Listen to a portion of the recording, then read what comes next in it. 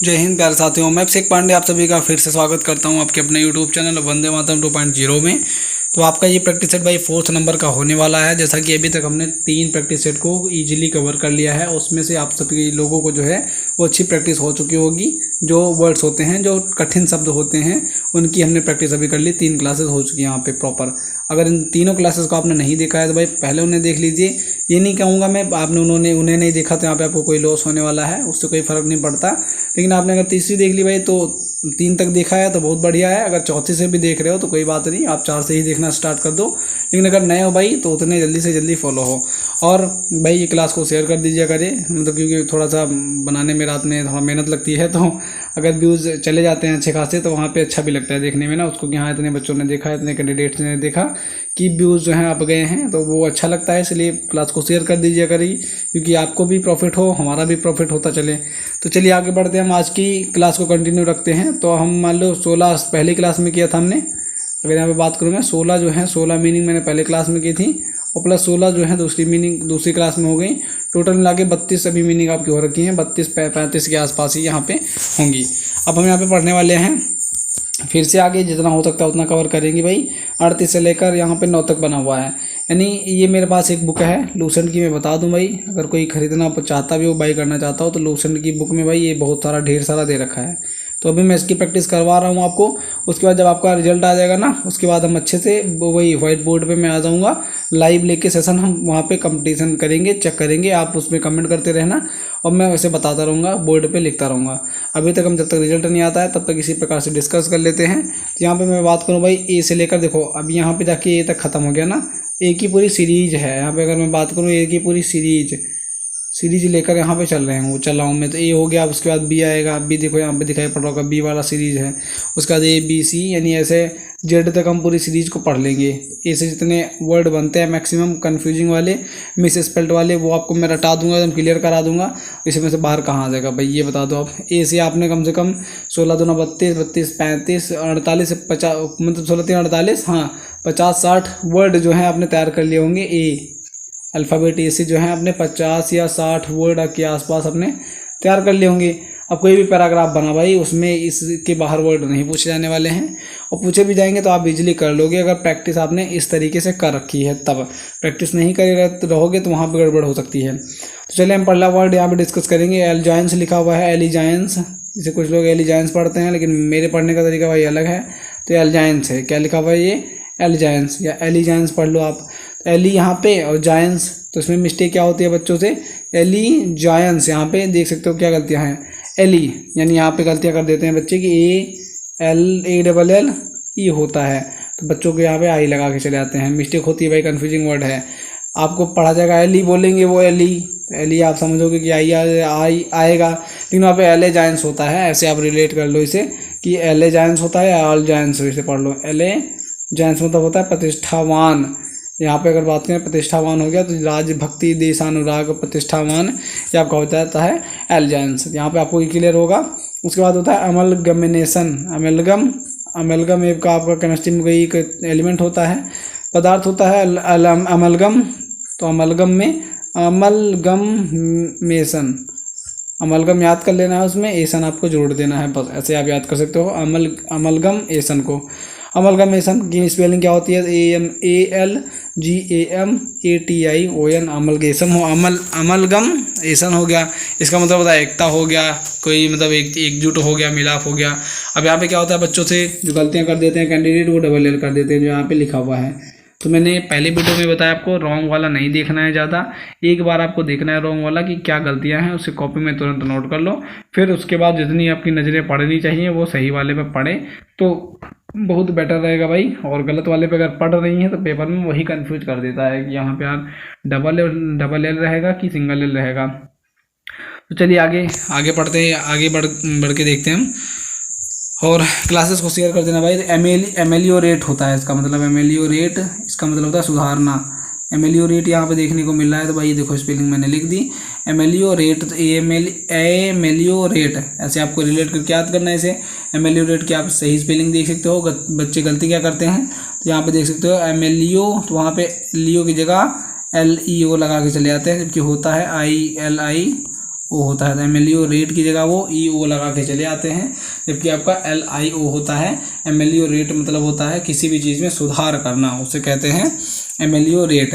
तो वही होता है, देखो यहाँ पे लिखा हुआ है वर्ब का काम करती है एमएलईओ रेट, तो किसी भी चीज़ों में सुधार करना उसको हम एमएलईओ रेट कहते हैं। तो बच्चे जो गलती कर देते हैं वो इस प्रकार से गलती यहाँ पे कर देते हैं।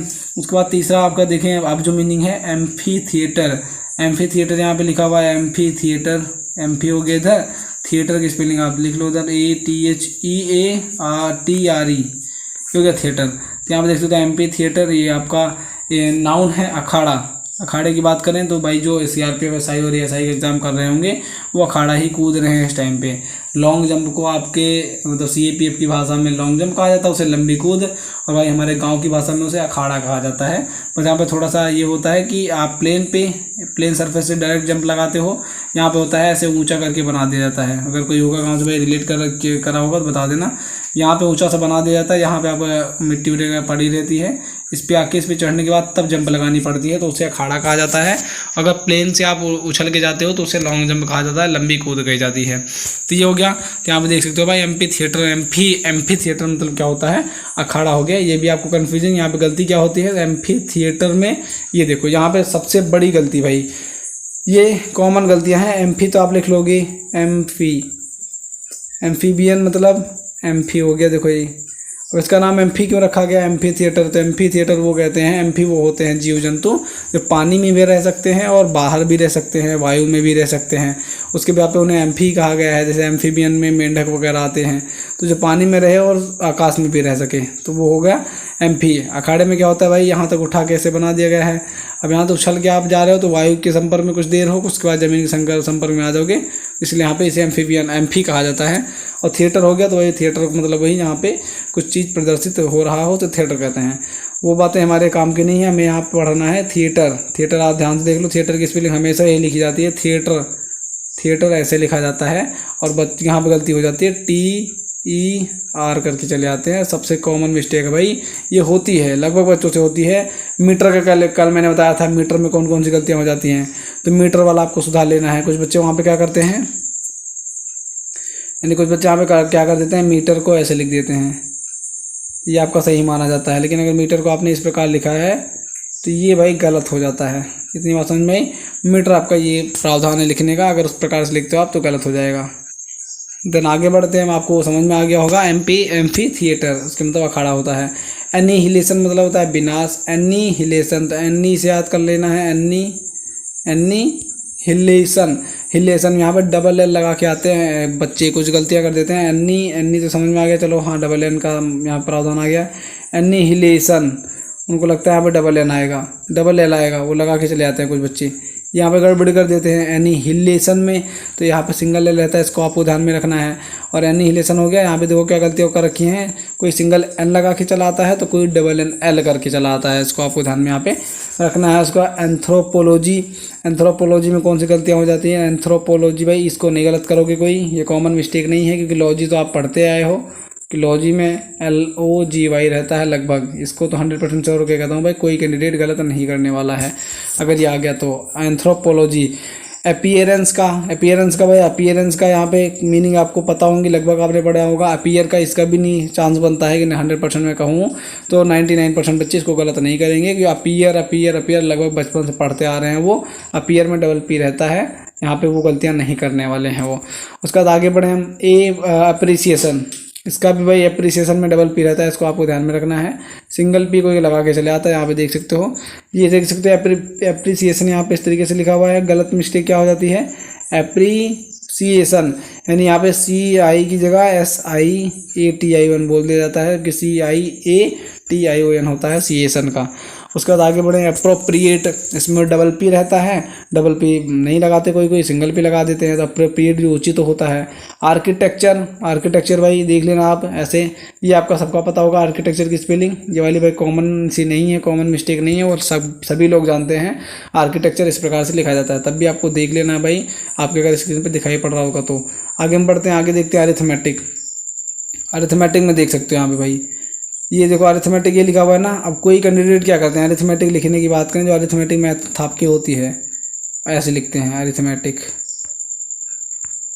सबसे कॉमन मिस्टेक भाई सभी लोग लिखते हैं अरिथमेटिक, यहाँ पे लगा देते हैं, ई लगा देते हैं। पता है कि आप पे किस भी आप पे वो लगाते हैं, रुको बता रहा हूँ 1 मिनट। यहाँ पे जैसे मैथमेटिक लिखा जाता है, मैथमेटिक्स, तो METH यहाँ पे लगा देते था ए, तो मैथमेटिक्स होता है। मैथमेटिक्स स्पेलिंग ये होती है। वैसे वो सोचते हैं अरिथमेटिक होता है, अरिथमेटिक, यहाँ पे ई लगा के चले जाते हैं, जबकि गलत होता है। अरिथ में सिर्फ आ जाएगा ARITH हो गया, उसका मैट्रिक्स आपको लगा देना है, ई नहीं लगाना है। यहाँ पे क्या गलतियाँ की इन्होंने, तो अरिथमेटिक में मैटिक की जगह मेटिक होगा, अरिथमेटिक, और यहाँ पे MATIC लगा के चले जाते हैं, अरिथमेटिक कर दिया जाता है। तो ये आपका गलत, ये आपका सही हो जाएगा, ये आपका रॉन्ग माना जाएगा। इतनी बात समझ में आई आपको। आगे बढ़ते हैं हम। आगे आपका लिखा हुआ एसिडुअस। एसिडुअस मतलब होता है परिश्रमी, जो काम करने वाला हो, मेहनती हो भाई, एसिडुअस। इसकी मीनिंग क्या हो जाती है, तो एसिडुअस को, ये भी कॉमन मिस्टेक है, डुअस बोला जाएगा तो DS कहाँ लगा दोगे आप, डुअस ही लगाओगे। ऑक्सिलियरी में डबल L करके चले जाते हैं भाई, ये कॉमन सी मिस्टेक है। ऑक्सिलियरी में ऑक्सिलियरी बस ये रहेगा आपका सिंगल L, कोई भी वर्ड जो है वो डबल नहीं है, आई को छोड़ करके। तो यहाँ पे लगा के चले आते हैं ऑक्सिलियरी, ऐसे लगा के आप चले आते हो, वो गलत होता है भाई, ये गलत हो जाएगा, आपको सिंगल वाला सही होता है। आगे बढ़ते हैं हम। बारबेरियन भाई, बारबेरियन मतलब होता है असभ्य। इसको भी देख लो, बारबेरियन की स्पेलिंग हो गई BARBARIAN। यहाँ पे भाई लगा देते हैं कुछ BARBARRIAN लगा देते हैं, तो वो आपका गलत माना जाएगा। उसका बैरोमीटर का देखो, बैरोमीटर का लिखा हुआ है BAROMETER, बैरोमीटर देख सकते हो। कल मैंने यही बताया था भाई, जब आपका मीटर, अगर मीटर जो है किसी यंत्र के साथ लग के आ रहा है, किसी यंत्र के नाम के साथ लग के आ रहा है, तब वहाँ पे क्या लगाया जाएगा, किसी नाम के साथ अगर लिख के चला आ रहा है तो यहाँ पे METER लिखा जाता है। लेकिन अगर सिंगल टाइम लिखा जाता है मीटर को, तो ऐसे लिखा जाता है भाई, इतना आपको ध्यान में रखना है। वो यहाँ पे मिस्टेक कर रखी है, देखो बैरोमीटर की जगह यहाँ पे ये वाला लगेगा, जब किसी यंत्र के साथ आएगा इसका नाम तो कुछ इस प्रकार से लिखा जाएगा, लेकिन अगर सिंगल आएगा तब इस प्रकार से लिखा जाएगा, जो यहाँ पे इन्होंने गलत लिख रखा है। उसका बटालियन देख सकते हो, बटालियन BATTALION भाई, बटालियन मतलब पलटन हो गया। तो यहाँ पे क्या हो जाता है बटालियन में, हाँ यहाँ पे बटालियन में भाई BATTALIAN,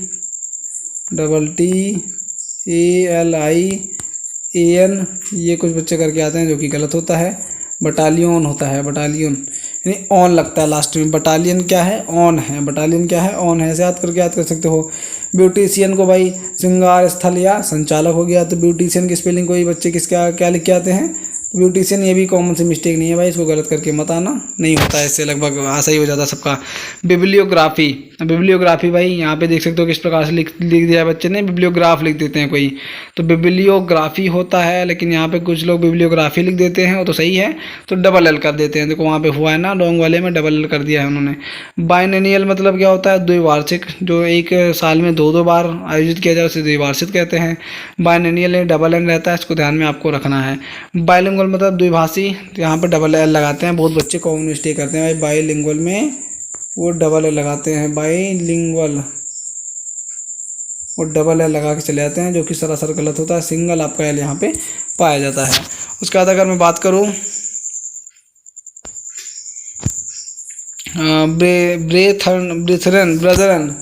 ब्रदरन, यहाँ पे लिखा ब्रदरन लिखा हुआ है, इसे कर देना BRE, पहले से मिस्टेक हुई यहाँ पे, ब्रदरन है ये लिखा हुआ है ऐसे, तो यहाँ पे ओ कर लेना, पहले से मिस्टेक है, ये ओ रहता है, ब्रदरन ये होता है। और यहाँ पे ब्रदरन कुछ लोग इस प्रकार लिखते हैं, यहाँ भी ई लगा देते हैं, तो वो रॉन्ग हो जाता है, गलत हो जाता है भाई। ब्रदरन का हो गया ना, ये आपने देख लिया होगा। ब्यूरोक्रेसी, इसको ध्यान दे लेना भाई, CID आपने खूब देखी होगी अपने बचपन में, उसमें ब्यूरो इधर नाम लेते थे ब्यूरो का, डॉक्टर शाहरुखी, तो वो आपको याद होगा ना। तो यहाँ पे ब्यूरोक्रेसी जो है, इसकी स्पेलिंग देख सकते हो, ब्यूरोक्रेसी, तो ब्यूरो आपका ये EU और क्रेसी, तो BUREAUCRACY, तो ब्यूरोक्रेसी। और गलतियाँ क्या करते हैं बच्चे लिखने में, BUREUA, हाँ ये गलतियाँ यहाँ पे कर देते हैं, कि यहाँ पे जो है BUREUA, यहाँ पे ये मिस्टेक कर देते हैं, जबकि ये नहीं होता है, EAU होता है ब्यूरोक्रेसी की ओरिजिनल जो मीनिंग होती है भाई। यहाँ पर जो हमने कवर किया भाई, इतनी मीनिंग अभी तक, और बाकी की जो क्लासेस हैं उसको मैं कल कवर करने वाला हूँ। भाई कल आपकी BSF RO RM की डिक्टेशन की क्लास 5 आएगी। और जो क्लास भाई अगर वीडियो यहाँ तक कोई भाई लोग हमारा बचा हो या देख रहा हो क्लास को, वो शेयर ज़रूर कर देना भाई। जिन भाइयों के पास नहीं पहुँचे वो पहुँच जाए। और मैंने आपको पहले ही बता दी भाई कि मैं भी मेहनत कर रहा हूँ, आप भी मेहनत कीजिए अपने RO RM के लिए। आप मेहनत कीजिए अपने RO RM के लिए, मैं आपके लिए मेहनत करूँगा यूट्यूब पे। इसको बनाने में भाई टाइम लगता है। और एक शायद मतलब मोनेटाइज हो रखा है, मेरा चैनल जो है मोनेटाइज हो गया। तो इस टाइम पे मुझे वीडियो बनाना है और अच्छी वीडियो बनाना है कि जिससे उस पर व्यूज़ अच्छे जाएँ और थोड़ा सा अर्निंग उस पर बढ़ जाए। तो इसलिए मैं वीडियो बनाऊँगा भाई। और आप लोग क्लासेस को शेयर कर देना, जिसके पास नहीं पहुँचे हैं उसके पास पहुँच जाए। और जो भाइयों को ज़रूरत है उनको वही पहुंच जाए भाई यहाँ पे। और डिक्टेशन का रिजल्ट आ जाने दो, उसके बाद मैं व्हाइट बोर्ड पे कराऊंगा आपका लाइव जुड़ने के बाद। यहाँ पे नेटवर्क प्रॉब्लम रहती है, नहीं अभी मैं जुड़ जाता तो लाइव में जुड़ूंगा। और भाई वहाँ पे फिर अच्छे तरीके से हम पढ़ेंगे। आपका 50 में से 50 में दिलवाऊंगा, एक नंबर भी कम नहीं होने दूंगा। लेकिन अगर आप हमारे साथ मिलके चलिएंगे तब। क्लासेस को शेयर कर देना भाई। प्लेलिस्ट अगर चाहिए आपको तो मैं बना दूंगा, अगर आप कहोगे तो भाई आप जाके वहाँ से तैयारी कर सकते हो। अगर प्रीवियस तीनों क्लासेस आपने नहीं देखी है तो उसको ज़रूर से ज़रूर देखिए, क्योंकि वो भाई बेनिफिट देने वाला है आपको। सो मिलता हूँ किसी नेक्स्ट वीडियो में नेक्स्ट अपडेट के साथ। तब तक के लिए आप खुश रहिएगा अपने परिवार के साथ। सो जय हिंद एंड जय भारत।